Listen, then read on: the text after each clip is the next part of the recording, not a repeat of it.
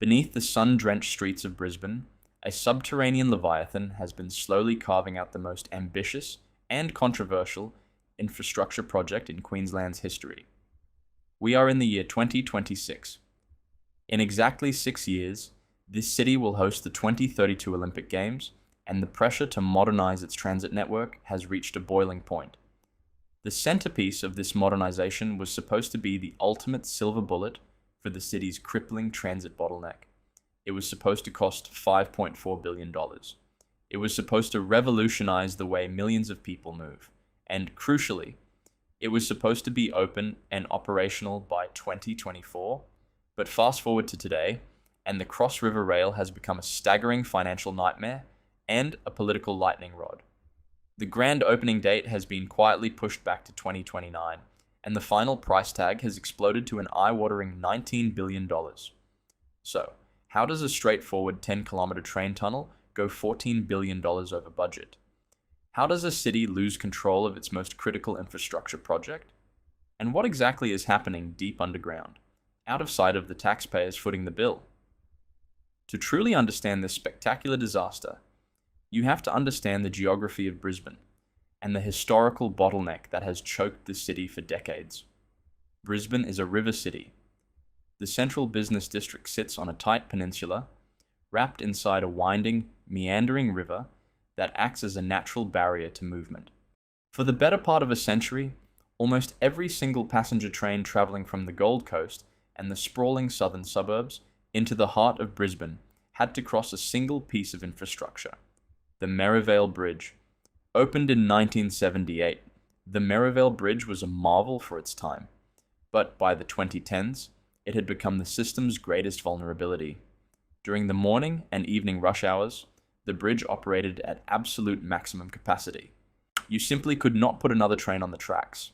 If one train broke down or a signal failed, the entire network south of the river ground to a devastating halt.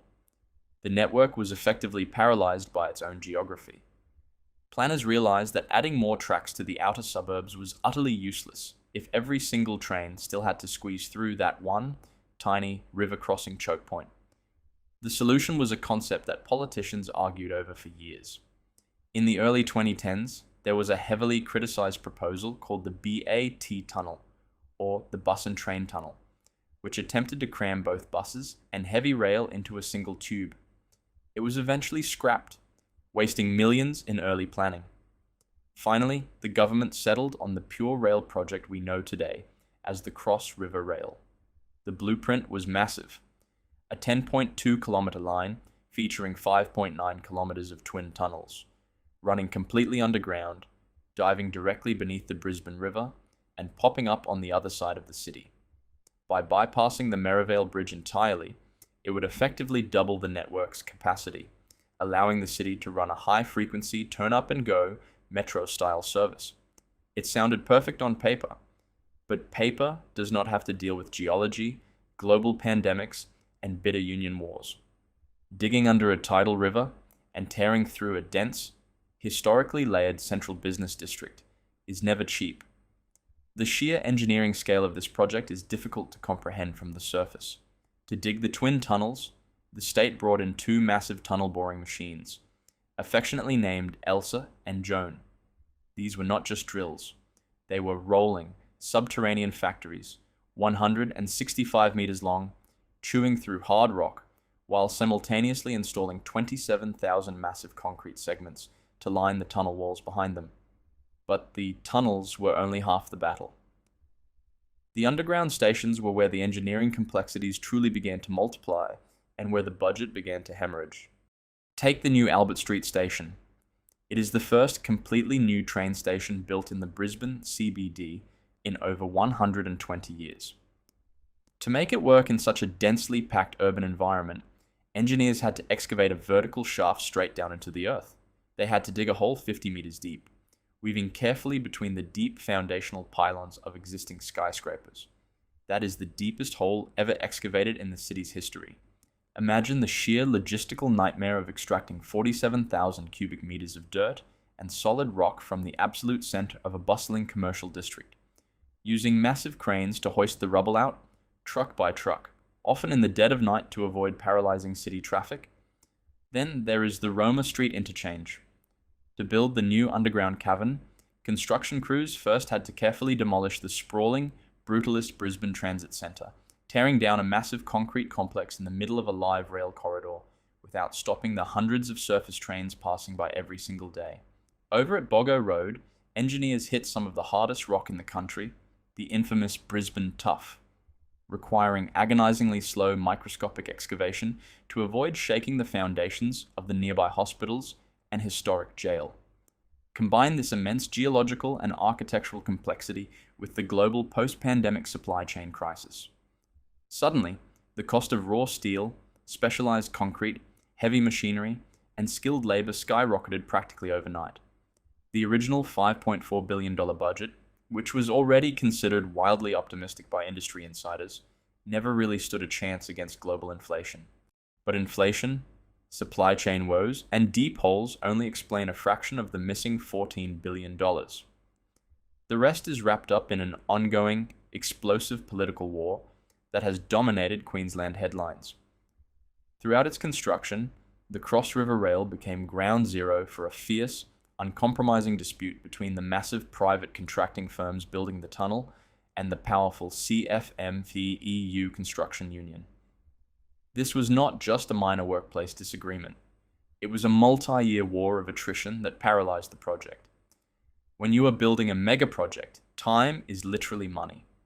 Having a tunnel boring machine sit idle or a massive jump form rig paused costs the taxpayers millions of dollars every single day.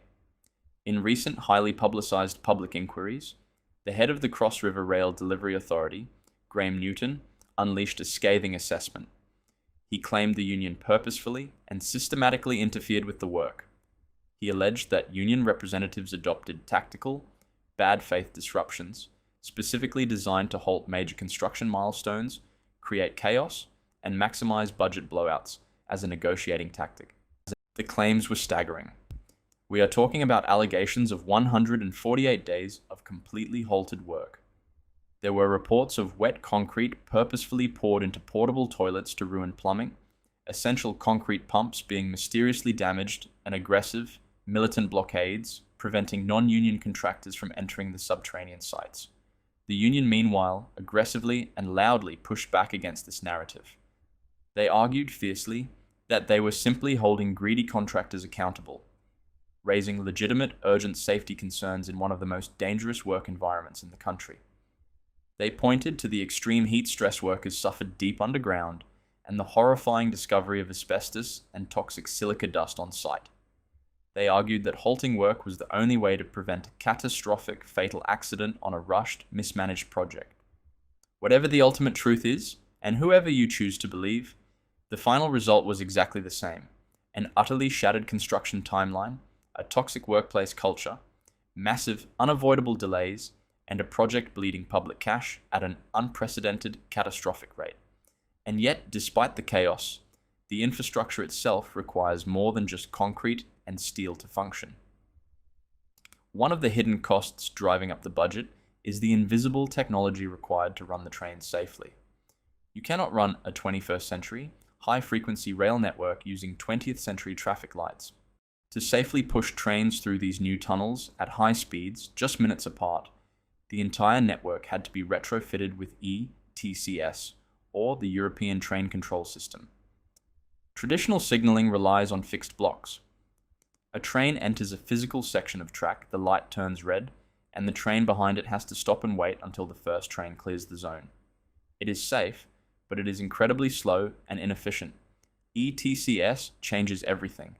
It creates a dynamic, moving bubble of safety around every single train, constantly calculating speed, braking distance, and location via digital transponders. It allows trains to safely ride right up behind one another, drastically increasing the amount of rolling stock you can squeeze through the city. But retrofitting an entire legacy network with ETCS is incredibly expensive. As of 2026, testing is finally underway on the Shorncliffe line, but upgrading the older trains and installing the digital balances along hundreds of kilometers of track added another massive hidden layer to the final $19 billion bill. So, Where does that leave us today? In 2026? The twin tunnels are finally fully dug. The colossal tunnel boring machines have been dismantled and extracted. Deep beneath the CBD, the massive underground stations are finally taking their true shape, with escalators being installed and platforms being laid down.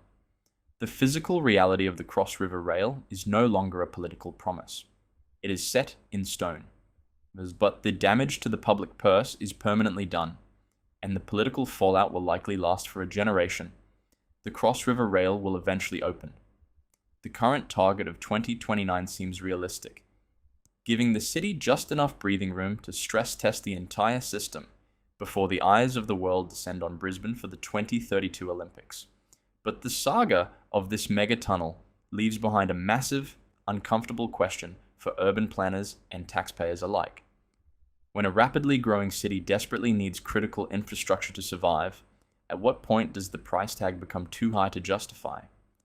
In 10 years, when a commuter in 2036 boards a sleek, high-speed train at Boggo Road and glides effortlessly under the river, arriving at Albert Street in mere minutes, will they care about the political union wars?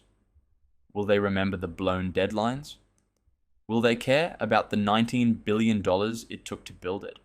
Or will they simply be grateful that someone, finally, found the political willpower to dig the hole? Let me know what you think about the true cost of mega projects in the comments below. And as always, make sure to subscribe to TransitTube for more deep dives into the ambitious, flawed, and fascinating infrastructure that shapes our world.